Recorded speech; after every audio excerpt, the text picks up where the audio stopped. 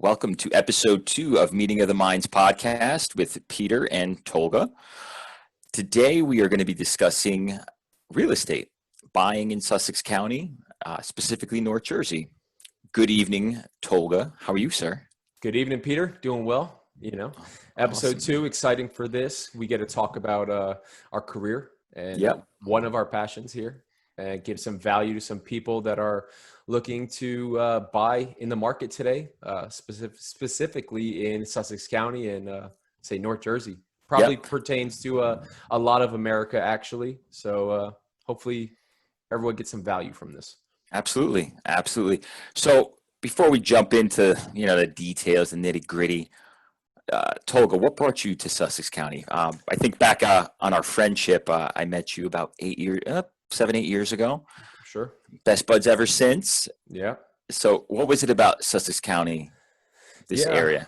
I mean, this could be a whole nother podcast, right? And a whole nother episode of our travelings and figuring out where we liked and where we felt was home for us, right? And Sussex County has felt like home since the day that I've moved here.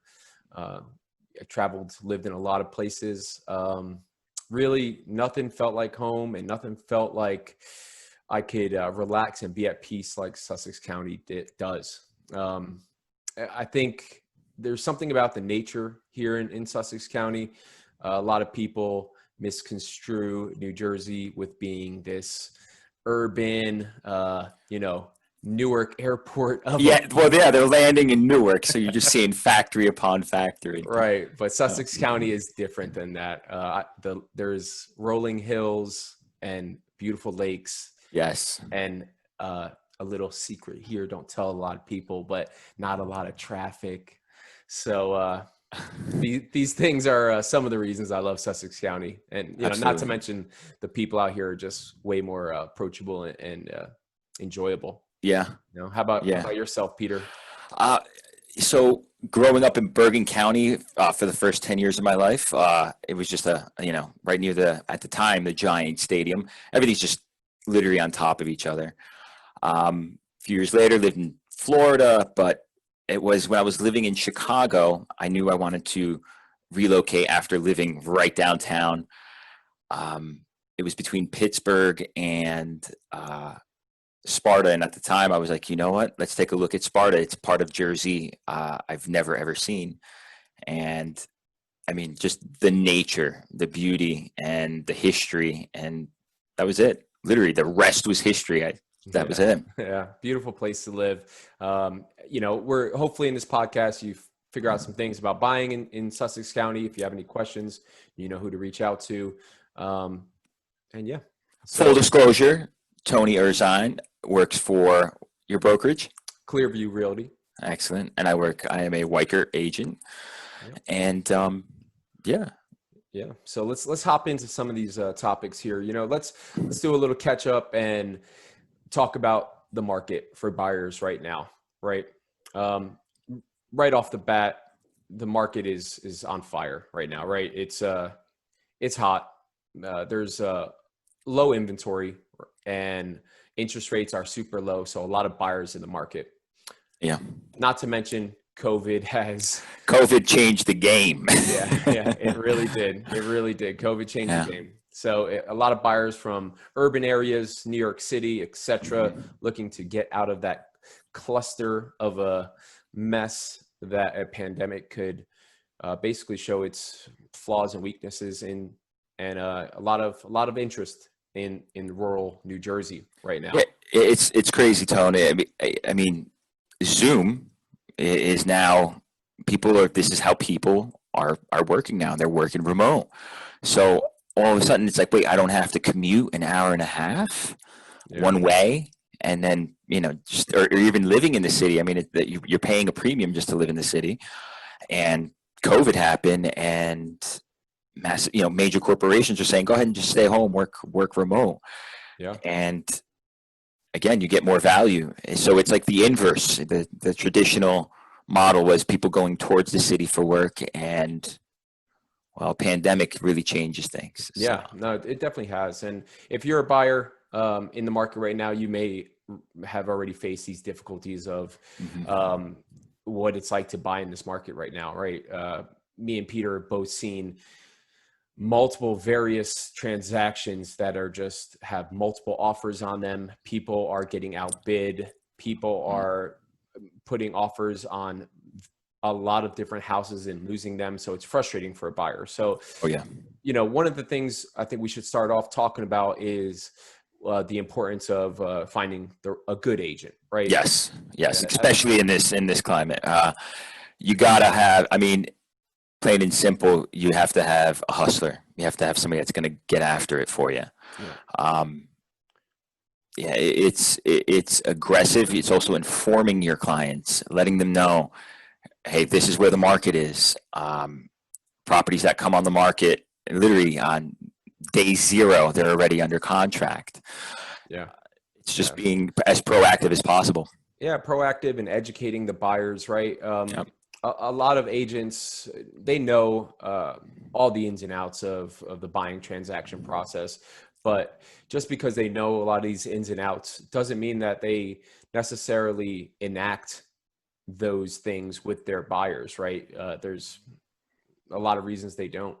And being proactive and bringing your buyer on that journey and educating them on what to do, when to do it, how to do it, and then also taking those actions and doing it is wildly important. So don't always go on your favorite home site to see how many reviews a agent has. I hate you, Zillow. No. There's the bane. It's not necessarily the person that has the most amount of reviews is the best agent for you. It really comes down to how much time does that person have to dedicate to you. Yes. How willing they are to dedicate that time, how dedicated are they at their job, and how determined and hardworking they are, in addition to the knowledge and skill set of a good agent. So go with your gut, ask questions, ask them, see, have they been responsive to my inquiries, my questions? If they haven't, you need to find another agent, somebody that's going to really work with you and make you a priority. Reachability. I always say, like, hey, when I establish, a relationship with a buyer, again, the pre-approval letter. If you don't have a pre-approval letter, then it's like a hunter going hunting without ammunition. You're just spinning your wheels and you're not going anywhere. Yeah, That's one of the most important things, is having that ready to go. So when you go on your search, you're ready. Yeah, there's a lot of things, right? So finding the right agent is very important. Like I said, don't vet those things out right before you find the agent. Being prepared, like you just said, without having that pre-approval letter or proof of funds, if you're a cash buyer, man, like you got to do those things before you go out. It's wildly important. So ducks in a row, man. Just getting your ducks in the row. Yeah, there's a good agent and being prepared. Don't even walk out of the door unless you have those two things. Correct. Right? It's like your pre-approval letter and a good agent. You're starting off on a good foot. It's still an uphill road. It's still going to be difficult in today's market because it's so competitive. But without those two things, you're kind of dead in the water. Absolutely. Let's talk about what makes buying in Sussex County unique, right? What do people need to know, Peter, about buying in Sussex County? Why? What are the challenges? What can they expect? I would say the two most glaring things, the two most key points is 90% of properties in Sussex County, I would say give or take, or maybe even more, depending on who you ask, are run on a private sewage system, septics. And then some of these older properties have underground storage tanks. These are the two fundamental pieces that can literally make or break deals. And they're very costly. I mean, it will be the reason why somebody loses out on a house. It will be the reason why a seller might lose a percentage of what they were anticipating in terms of any kind of transaction. But oil, again, some of these underground storage tanks have been underground for maybe 30, 40, 50 years. And when they're compromised, they leak into the soil, and that just opens up a whole nother can of worms. It could a simple cleanup could be as small as maybe 8 to 10 grand, as far north as 120 grand. Yep. So Yep. Yeah, and those are big items, right? If you're not from remediation. Sussex County and you're looking to buy in Sussex County, you need to know that. And a good agent should provide you with resources to vet and figure out, is this septic system, a functioning good septic system, or is there an underground oil tank that needs to be removed? And those are very big items. A lot of houses in Sussex County and properties in Sussex County also have well systems. That's something that there's also well testing that needs to happen. Because it's private water and it's not public water that's treated. So those are big items that buyers in Sussex County you need to know, right? And you need to have an agent that walks you through that process and has the resources for you. So very important. A couple unique, things for that. Another item in Sussex County that you'll find a lot is lake associations and HOAs. Oh yeah. That's a lot. I live out in Highland Lakes, New Jersey. I'm part of the Highland Lakes Association. What are those fees running right now? Let's just say like I'm a client. I move into Highland Lakes. Is there an application fee? There's a $2,000 initiation fee that is due at closing. Wow. So, if your agent doesn't tell you that and you're thinking, hey, I got X amount of dollars to put toward closing and I'm running tight on my cash. Really tight, and at the closing table, all of a sudden you learn that you have an extra $2,000 to put out, that could be detrimental to some, right? So, and then there's a running $1,300 every year for the association fee, right? Wow. And it gives you, rights to the lake and a lot of different perks of living on the lake. So lake associations, while lakes are beautiful, and that's one of the things we love, you got to be aware of those fees, initially and also ongoing yearly. It's here in Sparta, Lake Mohawk, it's pretty insane. So if you buy a home within Lake proper, you're paying a $4,000 application fee. And depending on where you're situated within the lake, it can range from anywhere from $1,200 to $1,500 a year. So location, right? Sparta is a highly sought after place to live for many reasons, including the beauty of that town, the way it's kept, school systems, you name it. So I'm actually, one of my listings, it's the first street off of Lake Mohawk. So even in my advertising, I put in no lake fees. So it's another incentive, but we have wintertime lake views off the deck. So that'll do for a lot of people though. So yeah. Let's talk about another issue that buyers are facing today, right? So you have the right agent, you got pre-approved, you know all about Sussex County and what to expect when buying. And you go to make an offer on a house. It's been on the market for 2 days. Your agent calls you back and says, there is 5 other offers on this house. So they're going to go to what is called final and best here, right? And highest and best, yeah. They'll give the opportunity to have one last crack at an offer.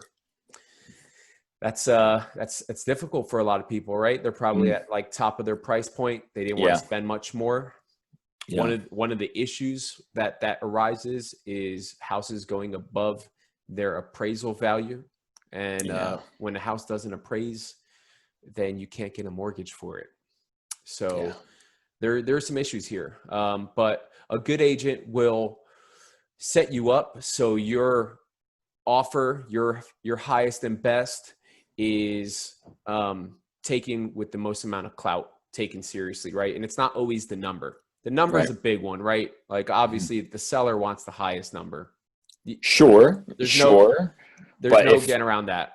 Right. But you also have, the seller wants the highest number, but if you're in this market and how certain properties are maybe a year ago were maybe, maybe $30,000 or $40,000 less. But if you have somebody, if you're working with a seller and they get an offer and it's an FHA, now there's just a completely different set of guidelines, FHA versus a conventional or a cash offer. Yeah. Yeah. So that's a big one, right? A lot of buyers don't realize that. They're like, I don't want to go $20,000, $15,000, $10,000 over asking price.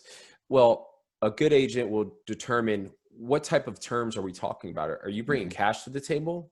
Maybe you don't have to go that high because cash is king. We know that, right? Absolutely. Or if you have a conventional, right? Conventional, it's cash, conventional, FHA. Those are kind of like the tiers of how solid these terms are as far as the deal is concerned.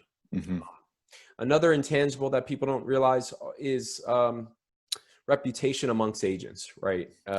This is an important one. Man. Right? As like when I have my own listings and I'm working with other agents, of course you present all offers to your seller, but depending on, if you have two offers that are identical, but one agent is an ace and always does the right thing, he's stand up, he's an executor, right? He answers the phone when you need him. The contract is written well, everything is correct. That's something you're going to tell your seller, like, hey, these are two offers. This other agent, definitely has a lot of experience and he's a good agent to work with. That's a big intangible there is in industry reputation, I think. And it's hard for buyers to know that initially if they're working with an agent that has a good reputation or not amongst the industry. But that's important as well. It's, at the end of the day, you should be a coming together and making it happen. At the end of the day, let's close. Like, you don't want to have road bumps. You don't want to have personality issues, Sure. So that initial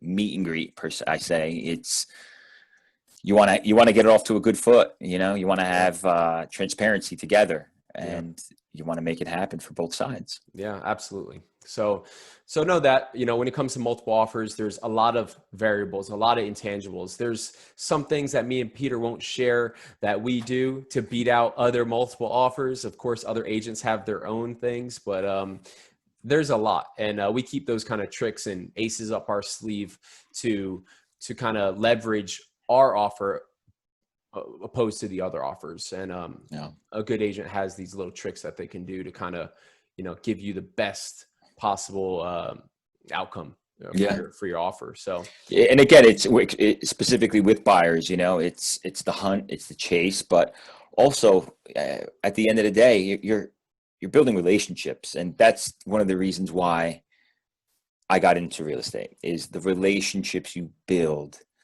and the people you meet and the people and one of the greatest, most redeeming feelings of being an agent is when you bring a client to a home and they walk in and they turn and look at you and they're like, I think this is it. Yeah. And it's an emotional process. And it's wonderful. It's home. You're finding your home. Yeah, it's emotional and something that gets overlooked a lot, I think, is in addition to being emotional, it's a stressful process too for a lot of parties involved, right? And the right agent will identify and make the whole transaction or process for either the buyer or the seller as stress-free as possible. Of course, there's some things that there are bumps in the road. Things are going to happen. It's inevitable. Every transaction has its own little so many variables in every transaction. And as a great agent, you want to keep there's no slack in the line. You want to have everything from the communication with the agent on the other side to your home inspector to your lawyers. So absolutely, it's keeping the deal together. Yeah. And that's what we do, right? A lot of people don't see a lot of the background work that we do as agents. They see the tip of the iceberg. Yeah. They just see that. They think commissions. It's like, no. Yeah. It's like, I think I have, what is that? What is it when you have like bald spots from stress? Is it alopecia? Alopecia. I remember when I first started, I thought I had alopecia. That's how bad I was. Yeah, Just no, it happens. care. We take on the burden, we take on the stress of the situation a lot. We just handle it behind closed doors. Amongst these relationships that we have with the attorneys or other agents, and that's props to all the agents out there for doing that. We try to make the transaction or the buying process as seamless as possible. And a good agent should do that. You should walk away from your transaction. You should walk away from your purchase of your new house feeling that was pretty easy. If the agent's doing his job well, it should feel like it was so easy. He did that so well, and he got this commission, right? Yeah. Meanwhile, you didn't see all of that. Means the agent did his job well, right? Yeah. So my phone is on airplane mode right now because it just don't stop. It just keeps buzzing and buzzing. So yeah, we work from morning to night. We are always on, and we're not bragging. We're hustlers. All right. we hustle. Yeah. So real quick, I wanted to segue. I just thought about this as we're talking about Sussex County. One of my favorite Sussex County moments. So I always used to say when I used to live in Bergen County and now I live in Sussex is, I don't worry about hitting people with my car, but more I have to worry about hitting deer. No, but it really is a thing. It's like there's deer. So like at night you're driving like, okay, deer. Yeah. But real quick, I want to share one little moment we had. This was about 7 years ago. We went up to Stokes. It was me, you, Brulis, Troy, Johnny, and we're driving through Stokes. And I just remember we're driving, we're hanging out, we're blasting music, having a good time. And I'm sitting shotgun, and I'm watching the road ahead, and I'm watching the road. And I'm like, that's a big twig in the middle of the road. Oh yeah. And I'm like, and in the Jeep, as we went over this twig, over we went over this twig. I was like, stop. And then we got out, and it was a timber rattlesnake that we went, all four wheels went perfectly over that. Yeah. Yeah. That was quite wild. And it wasn't a small one at that. It was a big boy. Big boy for sure. It was big. And let's not scare away all the non-Sussex County people. The deer and rattlesnakes aren't the norm per se. I mean, maybe the deer here and there, but it's not. We're not in Alaska either. So no, there's no grizzly bears. Black bears, but they're pretty docile. So yeah, for sure. So let's talk one last thing here as we wrap things up. Let's talk some other strategies, right?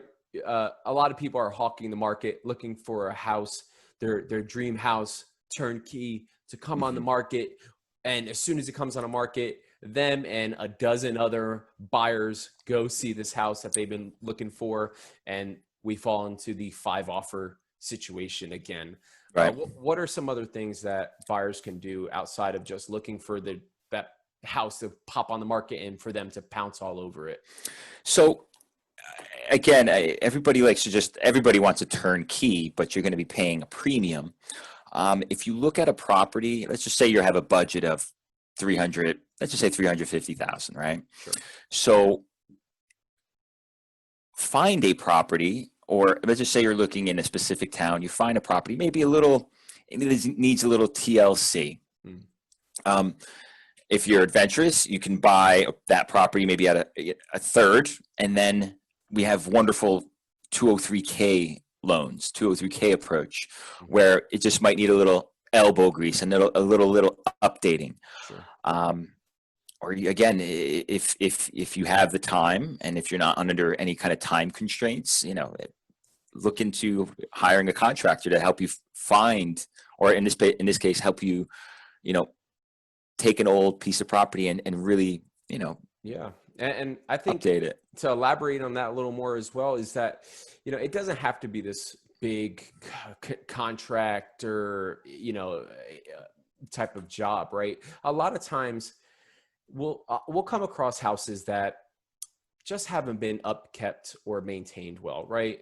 The bones of the house are good, right? The foundation is good. The septic is good. The roof is good, but the kitchen is a bit dated, or every room in the house is 6 different colors and a couple of them are fuchsia pink as well, right? And a buyer walks in and they're like, oh my God, right? They can't even fathom or envision themselves in that space. But to be honest with you, some of those houses that get overlooked by those other buyers that are looking for that turnkey property, that's a great opportunity for you. You know, if the location is right, if it checks all other boxes, but you need to paint and rip up the carpet and, you know, do some cosmetic work, and it's been on the market for several weeks or several months, you can probably get that for a steal, because there's not 5 offers on it within the first 2 days, right? Yeah. So don't be scared of that. I want to hammer that point across to people. You know, you don't have to be super handy to make a house what you want it to be. You know, if it checks most of your boxes and you can, you know, fix it up with a little lipstick, Yeah. go and do that. And a good agent will have, you know, they'll have their vendors, they'll have their subcontractors. I have a guy that specifically all he does is kitchens and bathrooms, and you know, I've used his services, and it's turning out well, you know. Yeah. And it's just you going back to the, you know, a resourceful agent. You know, you want to have somebody that's a go-getter, that's looking out for your best interest, that's proactive, and gives you all the options, right? And yeah, a lot of times we don't know these options or possibilities are even out there. So keep an open mind. You can do more than what you think you can do, right? And if you have questions, you know where to reach us, right? I mean, what we like to help regardless of the matter. It's not all about commissions and money for us. Me and Peter are trying to build something great here for our friends and our family and our community here in Sussex County. yeah, And that's what it comes down to. So it's home. This is our home. yeah. So Excellent. Well, Peter, episode 2, real estate. in the books. In the books. Check out, to our audience, check out MOTM Podcast on Instagram. That's our handle, MOTM Podcast. In regards to episode 1, we just posted a reaction video of Max Holloway versus Alexander Volkanovski.